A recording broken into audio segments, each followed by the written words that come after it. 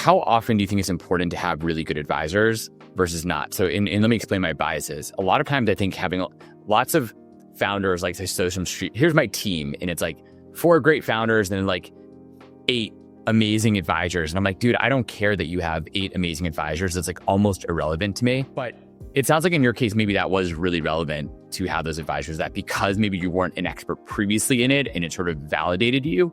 So like, when is it good to have lots of advisors as a founder? And maybe when is it good not to have a lot of advisors? I think it's incredibly important for you as a founder to understand what kind of advisory board you want to build.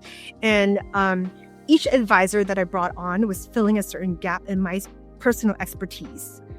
So either like early on, I think the types of advisors that you need in every stage of your company changes, right? That's kind of why you have the standard 2-year term. So early on, I needed people to frankly tell me if I'm building this in the right way that would garner the credibility and attention of academia, because I didn't want academia to come and see this as, snake oil and poo-poo me, right? Because I was reading these academic papers. So I really wanted academia to validate and kind of be my like credible source, right?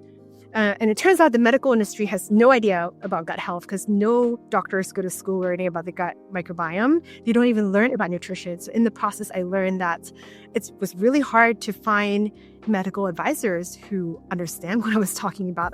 It was almost the other way around, where I was teaching them about the gut microbiome and the vaginal microbiome. But what they served early on was credibility to my users, right? My scientific advisory board was to help me make sure that I'm building the right foundations and evidence-backed platform. And then my medical advisors was for the outside credibility for all my customers and consumers, right? Now I'm in a phase where like I need a different set of investors to grow the company, to like, be sort of like, we're so known in the baby space.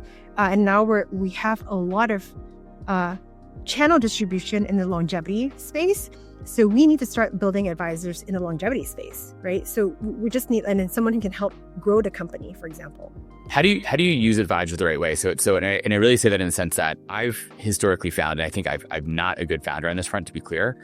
I've historically found that advisors, it takes a lot of time to recruit them, to get them on board, and then most founders don't really do much with them. Like they put them on their website, they put them on their fundraising deck, and that's about it. And so you've given up all this equity to people who are doing almost nothing.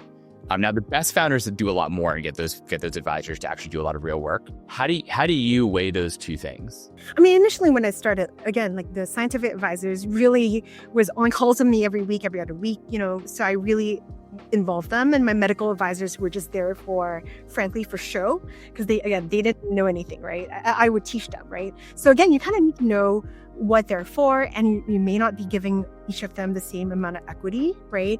And frankly, some more, I have business-oriented advisors too that I don't list on my website because they're just kind of like there for me to like answer questions or when I need hiring help or whatever. It's true, like I don't actually even leverage all my advisors all the time.